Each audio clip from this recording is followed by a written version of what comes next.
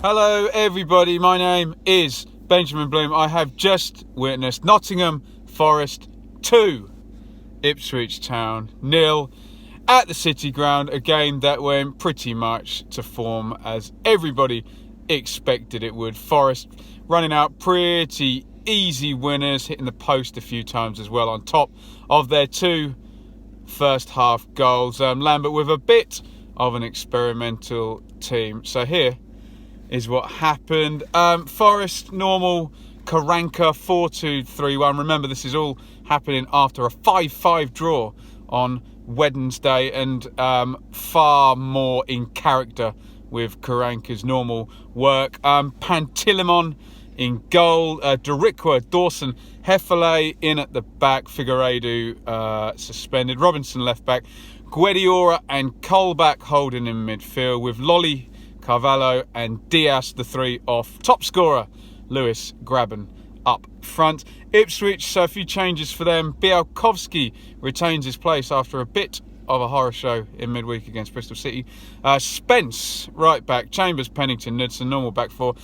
Skew sitting in front of the back four, and it's more of a 4-1-4-1 today than 4-3-3 we've seen from Lambert. So Ward comes in down the right. Ted Bishop makes his first start in forever. Jack Lancaster makes his first start ever. Freddie Sears, the inform guy, he's a bit more shoehorned out to the left today. And Caden Jackson comes in for Jordan Roberts. So a few changes for Ipswich at the end of a 3-game week. Game starts fairly tight. Not a lot happens in the first few minutes. Ward goes down in the Forest box. Nothing doing there.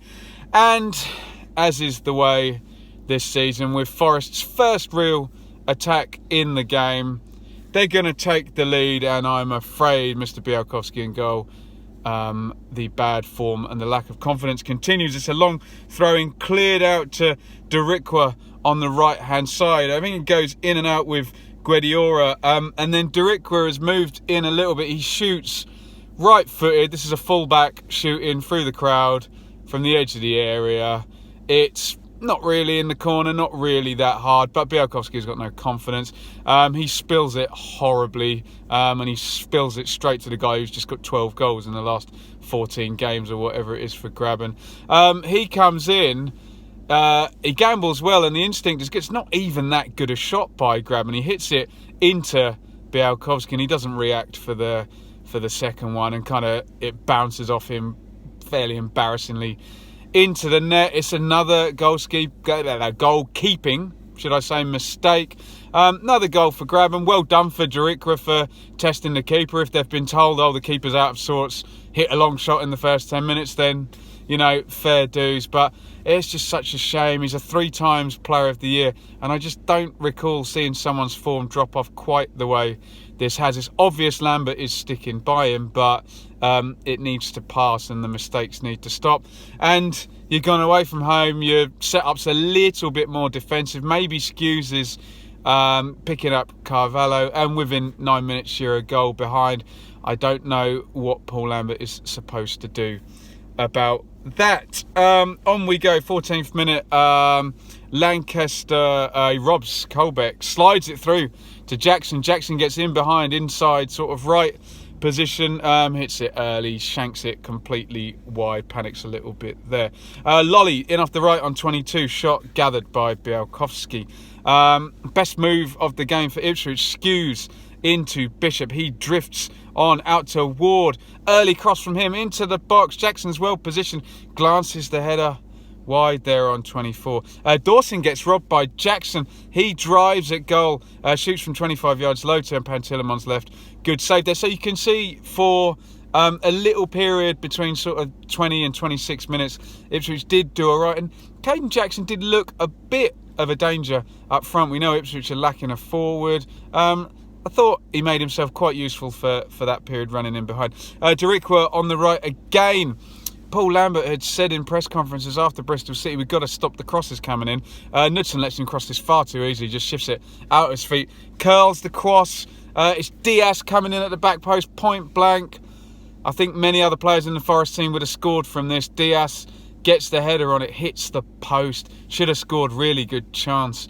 Knudsen shouldn't have let Darikwa get the crossing, and on 37 minutes, Forest go 2-0 up. It's a pretty good goal, this, actually.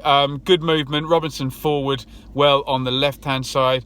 He feeds it inside to Carvalho, and this is a brilliant pass. So Carvalho's just outside the box. Deriqua makes the run, and it's a really decisive pass because he actually pings it in the air through behind, completely takes out the whole defence, and Deriqua does really well as well because he's got to play it across on the half volley first time, and he keeps really good control of this. He puts it across perfectly for Grabban, and Grabban again has got a tap in. He's really enjoying playing in this Forest system, just getting on the end of stuff like this, pops it in with his left foot from virtually on the goal line. And I think, if I've remembered it correctly, there's a fair few passes possibly before it even gets to Robinson and Carvalho, so worth watching back. Really good goal by Forest. Carvalho with the key pass, and Deriqua having quite the half with the assist. And I think my maths are correct, that's 14 goals in 15 appearances for Grabban, with a couple of those being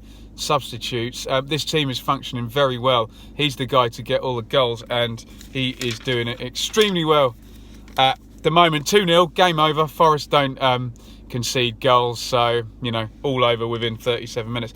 41, great work by Carvalho. Again, he's twisting and turning in towards the box, gets prodded out by an Ipswich foot. Deriqua picks up, he's having a lovely game, come in from right back, curls it with his left foot to the top corner. That is going in. Good save there by Bialkowski. Just before half-time, Skews takes a professional foul on Lolly, stopping a counter-attack, takes a yellow card. Half-time, Forest good value for it in the end. We knew they were going to be solid, but from what I can see, the three off the front moving really nicely.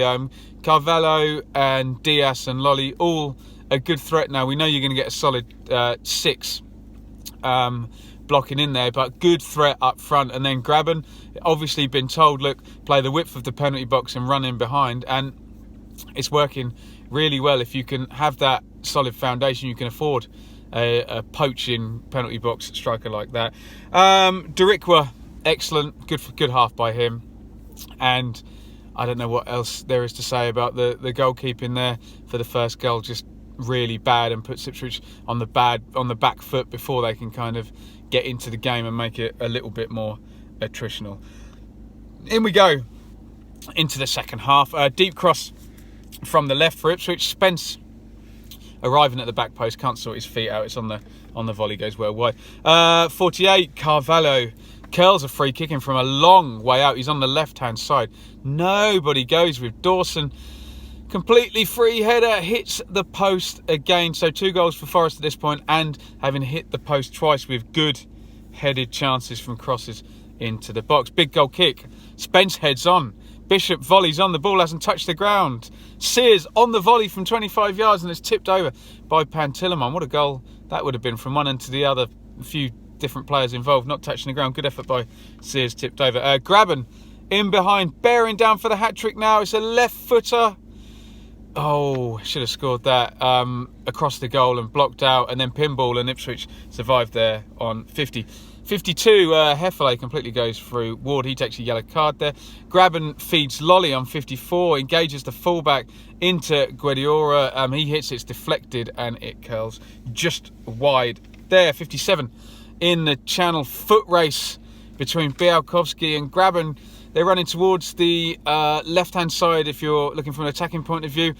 Grabban gets there first. He takes it around Bialkowski. Maybe Bialkowski pulls out for fear of a red card. Round goes Grabban. The goal is open. He takes a touch, wants it with his right foot, curls it inwards. Gaping goal, floats off the crossbar. The third time Forest hit the woodwork in this game. Goodness me. On 59 is Chalobah and Roberts in for Ward. And Jackson, not terrible in the first half. Did stretch them a few times, especially in that spell around 20-25 minutes. Ward, he gets crosses in, but the quality wasn't really there today. But it would be, I guess, harsh to single him out given the general pattern of the game. 69, Spence down the right into Lancaster. He comes inside, he's on the edge of the box, gets it out of his feet, hits it, left-footed, curls just around the post there. Good effort from young Lancaster. 70th minute, Nolan in for Bishop. So one thing Lambert has done today is he's had a look at a few players. He's looked at Bishop, he's looked at Ward, he's looked at Lancaster, now he's looked at Nolan, and he's looked at Jackson. So maybe something comes out of the game for Ipswich. Lolly driving run right to left, reaches the edge of the box, low left footer there, gathered by Bialkowski. 74, Lancaster corner, Chambers nods that one down and wide at the back post. Osborne comes in for Dawson, he looked like he got hurt there, so Osborne goes left back, Robinson tucks in, goes centre back, system stays the same. Pantilimon yellow for a slow goal kick there for time wasting. Grabban, he still wants the hat-trick here, drifts across the box and sees his right footer snuffed out, and then an even better chance on 85. Lolly feeds it in, he controls it, he's in the middle of the area, pulls the trigger, and Pennington blocks it there, last man tackle. 87, and Sarafad comes in for Grabban, so he's not going to get the hat-trick, and immediately it's given away by Nolan in midfield. Diaz breaks, feeds Carvalho, slides it across the box on a plate for Sarafad. What a miss there. Another chance to make it 3 goes a begging. Probably worth mentioning, there was 7 minutes injury time. Don't know quite where that came from. The whole ground sort of gasped on that one, but no one does really anything particularly with the injury time. Cash comes in for Diaz, and that is that. So pretty comfortable for Forest. I think what you would say is the key moment of the game is in the 9th minute. Both teams settling in. Forest get forward for the first time.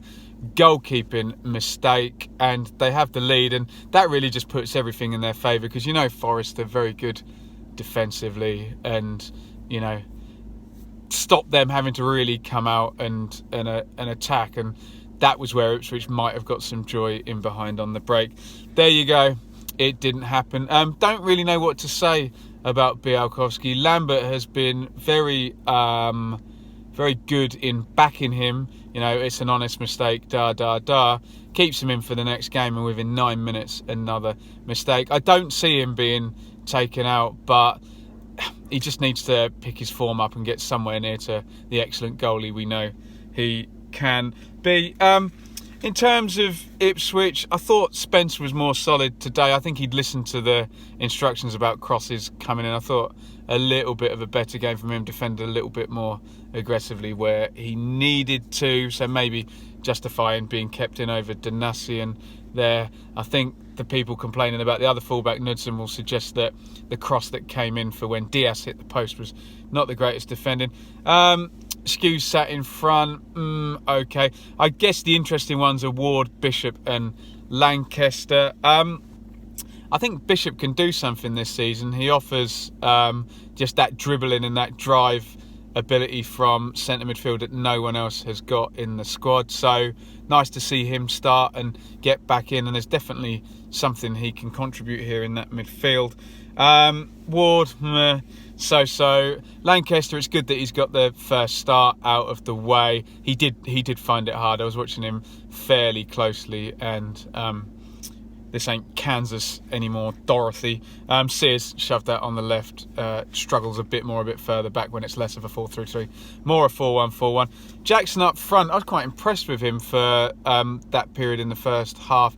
His finishing's not there, maybe he needs to study old Grabban up the other end, but did offer some threat, because I was wondering about him being a bit lightweight, but didn't last the game, and Roberts came in. So not great from an Ipswich point of view, but we knew it was going to be a hard game. You're coming up against, you know, Carvalho was 15 million, Grabban was 6 million, Dawson has played for England, Pantilimon's come from Man City in the past, I believe.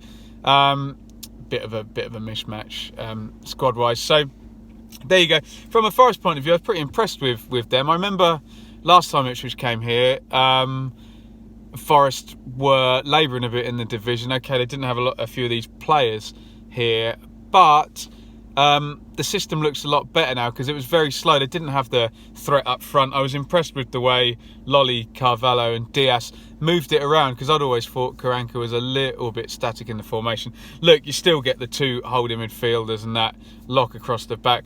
Derikwa, as I mentioned a few times, really had a good productive first half, involved in both of the goals as well. And when you've got a finisher and a goal scorer, you know that you're always going to be in games. I like the way they've freed up Grabban. Doesn't have to do too much running, doesn't have to do too much tackling. It's all sorted out behind him, and he's just in there to get the goals. I think a lot of managers ask a lot of forwards in respect of other things. If you can free up a striker like that, look what's happening. It's, all these guys, 14 now. So yeah, Forest looking good, functioning nicely. I'm sure, I haven't checked the table, I'm sure they're moved up further into the top 6. So good day for them, and I would expect them to finish well. If they don't finish in the playoffs, they'll be pretty unhappy, I would have thought.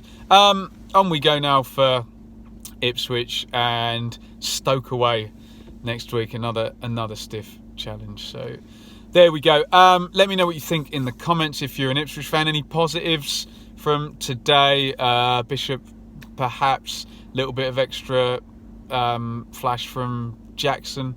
Who knows? What did you think of Lancaster on his debut? Can he start some other games? And what do you do with Bialkowski? Do you keep backing him, or what can you do? Is it just a case of seeing it out with Jimmy Walker as the goalkeeping coach? If you're a Forest fan, where do you see this going? That looks like, I guess you put Figueiredo back in for Hefele, and that's pretty much your strongest team there. So where do you see the season going there? Team definitely functioning well.